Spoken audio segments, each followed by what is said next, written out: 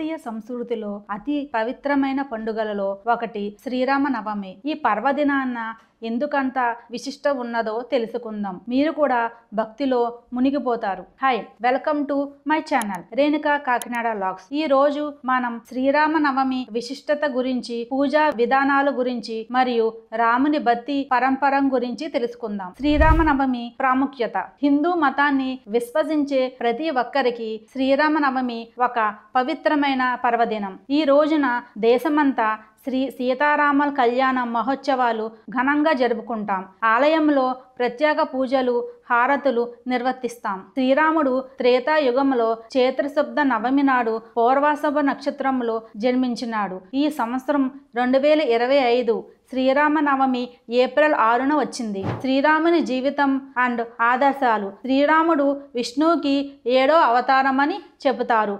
ఆయన దయ, ధైర్యం, న్యాయం, నిజాయితీకి ప్రతీకగా నిలిచారు. రాముని బాటలో నడవాలని పెద్దలు చెప్పడం ఇదే కారణంగా నిలిచింది. సీతారాముల కళ్యాణం విశిష్టత.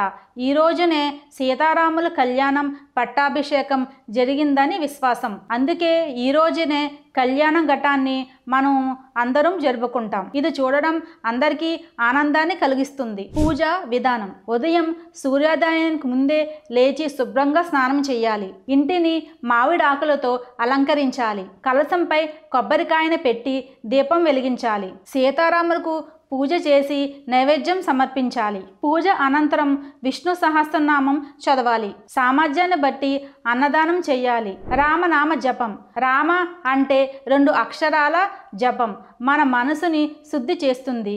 దీపం వెలిగించి భక్తితో నామస్మరణం చేయాలి. శ్రీరామ శ్రీరామ శ్రీరామ అనే మంత్రాన్ని 108 సార్లు జపించాలి.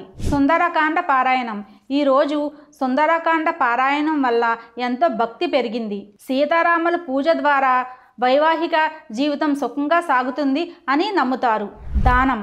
మానవ సేవే మాధవ సేవ. ఈ పవిత్ర దినమున పసుపు రంగు వస్త్రములకు దేవునికి సమర్పించాలి. పేదలకు అన్నదానం చెయ్యాలి.